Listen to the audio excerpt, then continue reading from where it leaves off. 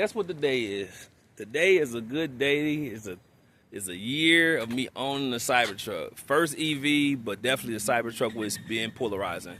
So this is the vehicle. I just highlight some of the main issues that I've had with it real quick, but also go into the year journey of even, remember I had two at one point, and I break down what that was about. So here we go.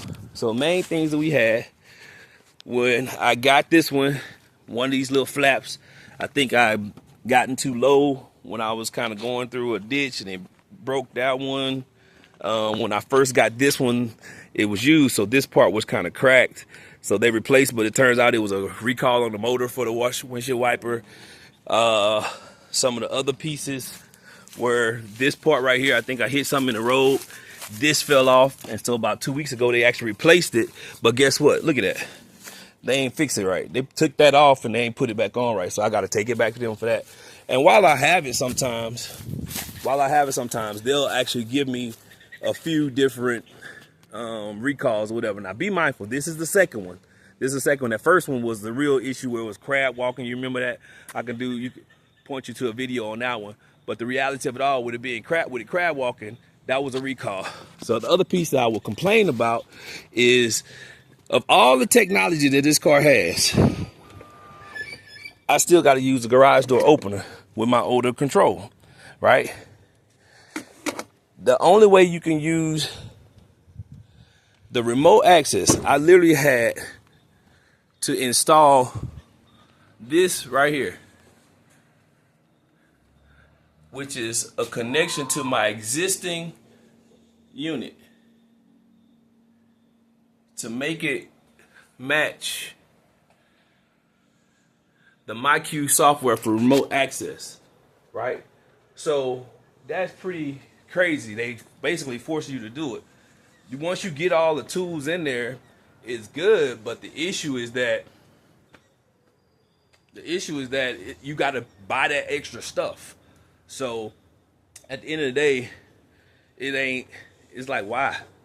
I got to buy the extra stuff and install it, whereas every other car, you just program your unit to open and close your garage. All right, so that's the year review for the truck. The piece that I think should also be a little bit better is the frunk. The frunk is small. Even the frunk on my Porsche is bigger than this. The frunk on my Porsche is basically big enough to hold my carry-on luggage. That cannot fit in here because it's not deep enough. It's wide enough, but it's definitely not deep enough. It ain't flat enough. So at the end of the day, some of the other vehicles like the Lightning and the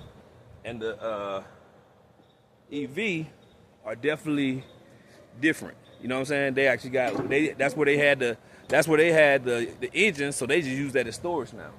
So I guess I can go ahead and just show, it opens up pretty good right here. So I guess let me do a let's sit down and talk about this part. The reason why I had two vehicles, two Cybertrucks, is the first one was a lemon. I bought that one, started having issues on day 5. I literally took it back to the Tesla repair center on day 7. And so got it back a week later, about, not even a week, maybe 3 or 4 days later. And a week after I got it back, the same side crab walking ended up happening. Basically what was happening, the rear steering would become disabled. So if the wheels are straight, they wouldn't turn. If they're turned, they wouldn't straight. So that's when you end up having that crab walking. I'm in the car countering it. So I'm gonna try to speak on this as fast as I can because it was definitely not a fast process. I got the offer to get a repurchase. And when I got the offer to do a repurchase, they had withheld a lot of money, way too much money in my opinion. So long story short, short story long, I fought them on it. But they were super non-responsive. Like every week, man, they would just respond like one time. But the amount that I thought they should have given me, it happened on week 1. I thought they should have given me every dime back. So fast forward, according to, like, this is October, literally, and I'm going back and forth with them. They actually had my car at one point for 5 weeks. It's a brand new vehicle. At the same time, I'm not even using. I'm up in their loaner car for a whole 5 weeks. So fast forward to the next thing, I just decided, okay, well, I'm just gonna open up a case with the DMV. But notice this is like in December, November or December. It took them a month for the DMV to make even a response. But they tell you this up front. So when they finally talk to me, they explain, hey, the offer that they're making is fair. Now be mindful, you can go further and actually do an appeal. But the guy was like, dude, with Tesla, the offer that they got is in line with the limit law, and I don't think you're gonna win.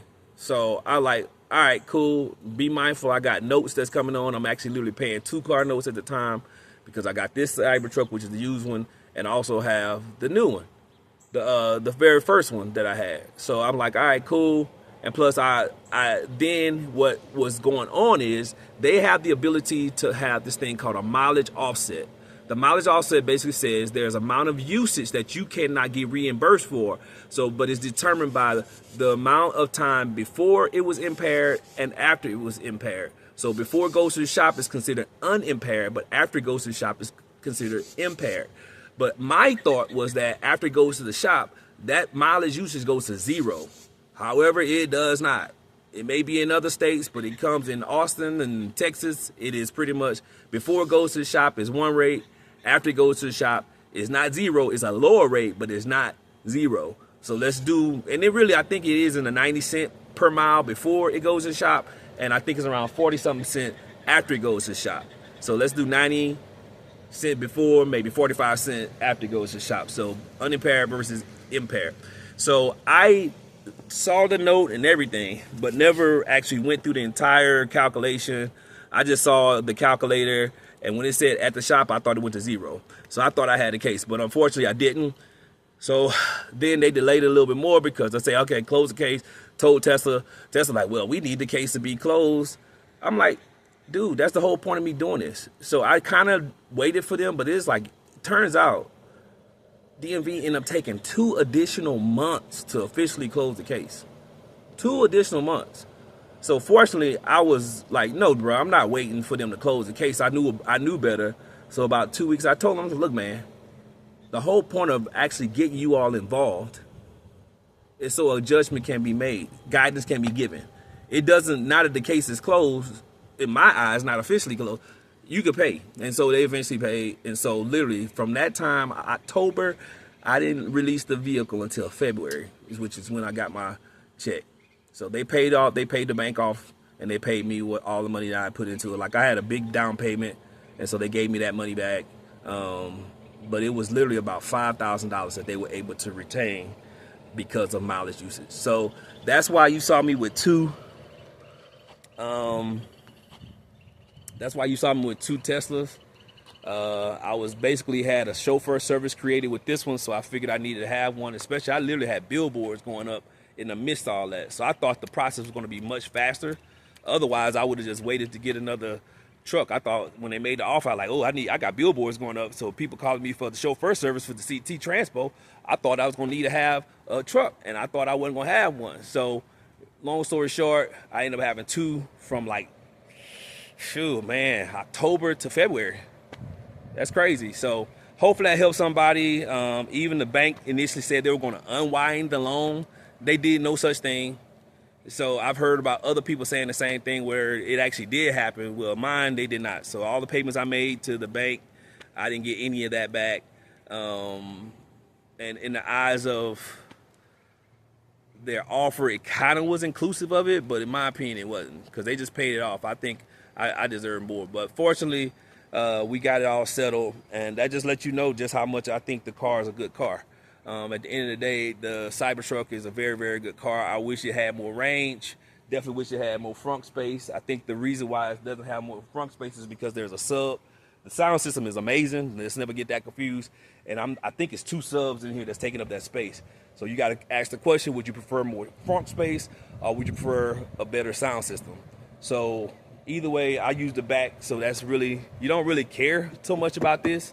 But for the most part, it would be nice to have, so I don't have to open the trunk sometimes. open a bed in the back. But that's what I do anyway. So either way, I hope this hope this helps somebody, but also just give you a huge update, long update about me and the Cybertruck. Happy anniversary, Cybertruck. I used to call it dessert first, but I might put I sold it Range Rover, so I'm putting Matty Dad tags on this one. Peace.